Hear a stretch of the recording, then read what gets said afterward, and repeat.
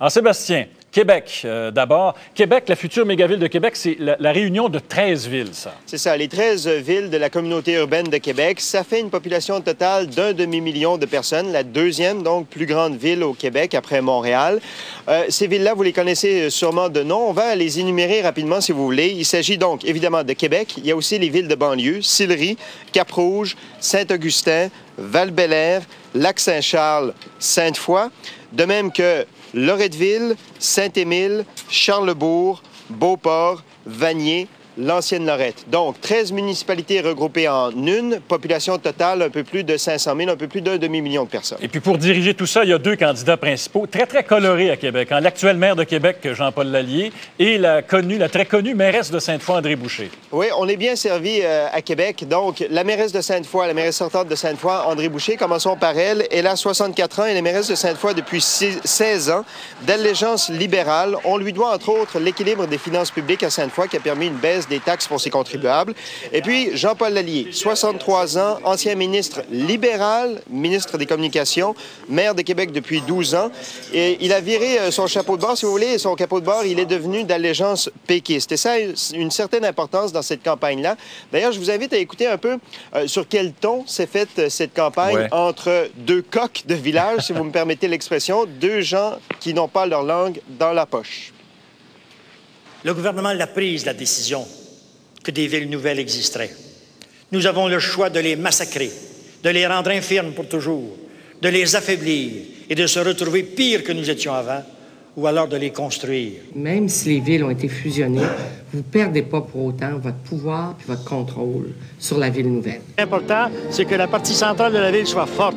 Mais un des objectifs de certains de mes opposants, c'est de saigner la ville centrale au point que les arrondissements redeviennent des villes. Gérer pour les citoyens leur argent sans leur en parler, bien, c'est pas notre programme. Alors, à chacun son programme. Il y a ceux qui consultent pas, on le sait, les preuves sont faites. Puis il y a les autres, puis nous, on fait partie de la gang qui consulte. Nous nous engageons à soutenir tous les organismes bénévoles existants et même à favoriser la renaissance de ceux qui, au fil des années, se sont fait étouffer dans la ville où ils étaient. Ils multiplient les promesses à gogo, envoyez donc, faisons-en des promesses. On va payer ça avec quoi? L'an dernier, il était dans le trou. C'est la culture de la chicane. C'est toujours la hargne de mon adversaire contre Québec. Le gouvernement du Québec, après avoir fusionné par la force, nous avoir enlevé le droit du codicier, est en train de mettre son appareil au service de nos adversaires. Alors, vous voyez, l'allégeance péquiste, l'allégeance libérale, péquiste pour Jean-Paul Lallier, libéral pour André Boucher. Madame Boucher qui dit que, donc, il y a de l'interférence de la part des députés péquistes. Il y a un sondage qui est publié ce matin, donc, à 6 jours de l'élection, un sondage Somme, Le Soleil, Radio-Canada, Radio, qui nous apprend que Jean-Paul Lallier est en avance, et vous le voyez, hein, de beaucoup, 62 % dans les intentions de vote par rapport à 37 % après répartition des 12 % d'indécis, donc 25 % d'avance pour Jean-Paul Lallier. Il faut dire, par contre, que M. Lallier pourrait avoir des difficultés dans les districts. C'est-à-dire qu'il y a 25 districts qui sont sur 39 qui sont des districts de banlieue. Et là, il pourrait avoir de la difficulté à faire élire ses candidats, si bien que M. Lallier, s'il était élu à la mairie, pourrait se retrouver avec un conseil municipal minoritaire. Donc, plus de difficultés à gérer la nouvelle ville. Je vous invite à écouter quelques commentaires qu'on a recueillis dans la rue de gens qui nous parlent de cette campagne électorale. Mon opinion est faite. Madame Boucher, premièrement. Pourquoi? Administratif. Oui. Ah, ouais. Lallier, lui, c'est un dépenseur, puis c'est un voyageur, c'est un pigeon. Un des candidats, effectivement, avait beaucoup plus d'attaques personnelles, pourrait-on dire. Alors que l'autre avait plus de contenu? Je dirais avait une vision plus globale du débat. Est-ce que ça a été une campagne intéressante, à votre avis? Bien, plus que les autres dans la mesure, parce qu'il y a une fusion, donc les enjeux sont pas pareils. Mais... ouais, intéressant. C'est vrai qu'il n'y a pas eu de débat. Hein. C'est quand même dommage de la part de M. Lallier, quand même. Je vais vous dire que j'ai pas suivi grand-chose. Ce que j'ai vu à date, c'est la mairesse Boucher, le maire Lallier. Puis je me suis pas encore fait une idée claire, en fait. Je trouve que les deux ont des bons points. Puis, mais les deux aussi, je trouve qu'ils ont des défauts. Donc, je suis un peu prise là-dedans. Sébastien, quels sont les enjeux chez vous? Qu'est-ce qui fait jaser les gens dans les chaumières à Québec? Bon, il y a évidemment les mêmes enjeux que pour toutes les villes fusionnées dans la province, c'est-à-dire le développement économique, mais il y a eu des enjeux particuliers, comme les taxes. Jean-Paul Lallier et la mairesse Boucher n'ont pas la même vision, à savoir qui va avoir des augmentations de taxes et qui va avoir des baisses de taxes. Je vais vous inviter à les écouter dans un instant. Il y a aussi eu le débat autour du débat. Ben oui, quelqu'un vous en parlait, là, oui. Bien, c'est ça. On est un peu jaloux, je dois vous avouer, de ce qui se passe à Montréal, où vous allez avoir une quinzaine de débats entre les deux candidats à la mairie. Dans la région de Québec, il n'y en aura pas de débat parce que Jean-Paul Lallier a refusé toutes les offres qui lui avaient été présentées. André Boucher était prêt à faire un débat, mais M. Lallier a refusé. Alors, je vous invite à écouter en rafale Jean-Paul Lallier et André Boucher nous parler des enjeux de cette campagne, de ce qu'ils proposent en termes de taxes et aussi du débat autour du débat. Comprenez que 500 000 personnes sont mises en cause. Il faut aussi comprendre que c'est la disparition de 12 municipalités, même de 13 municipalités qui sont fusionnées en une. Ce sera un budget annuel de plus de 3/4 de milliards de dollars. Et c'est aussi une dette, évidemment, à supporter de plus de 1 milliard. Alors, toutes ces considérations mises ensemble font que l'enjeu est énorme. Les gens se sentent toujours, évidemment, frustrés d'avoir perdu leur ville sans consultation.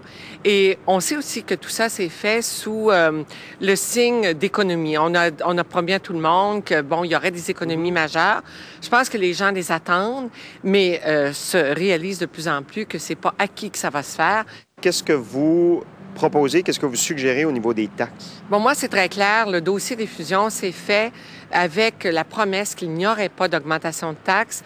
Et même si la ministre et le maire Lallier ont changé d'idée en cours de route, reste que tout le dossier au départ a été engagé avec la promesse qu'il n'y aurait pas d'augmentation des taxes. Alors pour nous, c'est clair, il ne doit pas y avoir d'augmentation des taxes. Et ça, pas ni pour 100 000 ni pour 200 000 personnes. Il ne doit y avoir d'augmentation des taxes pour personne. Et comment vous allez y arriver? Bien, on l'a dit, il y a 4 moyens. Évidemment, c'est d'avoir un nouveau pacte fiscal. Ensuite, c'est de prendre le contrôle des dépenses, d'avoir un contrôle très strict, très serré des dépenses. De voir ce qui a pu faire monter la dette de la Ville de Québec au niveau astronomique où elle est rendue et aussi d'accélérer le développement économique. En terminant, le débat autour du débat, comment vous interprétez le fait qu'il n'y ait pas de débat dans cette campagne électorale? Bien, c'est très simple. C'est parce qu'en fait, le maire Lallier ne veut pas parler des véritables enjeux.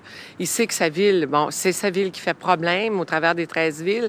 Et il est certain qu'on reviendrait sur ces questions-là. Alors, c'est une fuite, purement, simplement. C'est un refus de discuter des véritables enjeux. Et on le voit s'égarer dans toutes les pistes à l'heure actuelle, s'égarer dans des pistes où on fait toutes sortes de promesses, mais sans savoir comment on paiera. L'enjeu principal, c'est évidemment de réussir la création de cette ville nouvelle, puisque l'ensemble de mon opposition, solidement ensemble, s'oppose à cette ville nouvelle, se sont opposés aux fusions, ont dépensé de l'argent pour s'opposer aux fusions et offrent maintenant de venir limiter les dégâts, c'est-à-dire de réduire à sa plus simple expression toute la réforme. Ça, c'est l'enjeu principal en ce qui me concerne. Mais derrière cet enjeu, il y en a un autre supplémentaire, c'est qu'on n'a pas la même vision sociale de la ville, on n'a pas la même vision du développement économique. Nous, on croit, par exemple, qu'il faut faire un effort supplémentaire pour le logement social, qu'il faut travailler davantage dans le domaine de l'environnement, qu'on doit faire plus pour faire de la place aux jeunes dans la ville, que le sport doit avoir une meilleure place, etc. Une des préoccupations des gens, ce sont les taxes. Qu'est-ce que vous proposez au niveau des taxes? On propose que 80,3 % profitent d'une légère baisse de taxes dès la prochaine année fiscale et que pour bon nombre de ces villes-là, cette diminution continue selon le succès de la réforme, mais qu'en est à côté de ça, il y a à peu près le 20 % qui reste, 19,7 % qui reste, qui va avoir son compte de taxe augmenté en moyenne, là, pour ce qui est de la taxe moyenne d'une maison moyenne, de peut-être 70-75 $ par année ou quelquefois moins, c'est-à-dire les villes de Sainte-Foy, Saint-Augustin et Sillery. En échange de quoi, cependant, certains services seront améliorés, comme la gratuité des bibliothèques à Saint-Augustin et à Sainte-Foy, et ainsi de suite. Au niveau du débat, il en a été beaucoup question ces dernières semaines. Vous pouvez nous rappeler pourquoi vous avez refusé de faire un débat avec Mme Boucher? On a d'abord accepté un débat si ça portait sur l'avenir et sur les idées, puisqu'il s'agit de la ville nouvelle. Il ne s'agit pas de faire un procès pour le passé. Et les stations de télévision ne se sont pas entendues ni sur le format. À la fin, on a eu une proposition d'1 heure, ce qui nous aurait donné, par exemple, à peu près 4 minutes chacun pour aborder l'économique, 4 minutes sur le social et tout ça. Mais fondamentalement, c'est pas pour ça. Le ton de la campagne depuis 15 jours, surtout chez mon adversaire, est un ton... tous les matins, je me lève puis j'ai un nouveau surnom. C'est un ton très personnalisé. C'est une bataille quasiment physique qu'elle cherchait avec moi. Et il ne s'agissait pas de parler d'avenir, mais il s'agissait essentiellement d'en découdre avec le candidat. Moi, débattre, ça va, mais combattre, ça va pas. Donc, beaucoup de couleurs dans cette campagne, oui. Sébastien. M. Lallier détient une avance de 25 points, mais ce n'est pas toujours une position que les politiciens aiment, ça. Non, parce que, évidemment, ce ne sont pas des gens qui sont allés voter. Hein. Donc, il faut faire sortir le vote pour Jean-Paul Lallier, maintenir cette avance au pôle de vote. Et ça, il va devoir travailler fort avec son organisation pour le faire parce qu'il faut que ces gens-là qui appuient M. Lallier, du moins dans un sondage, aillent voter dimanche prochain.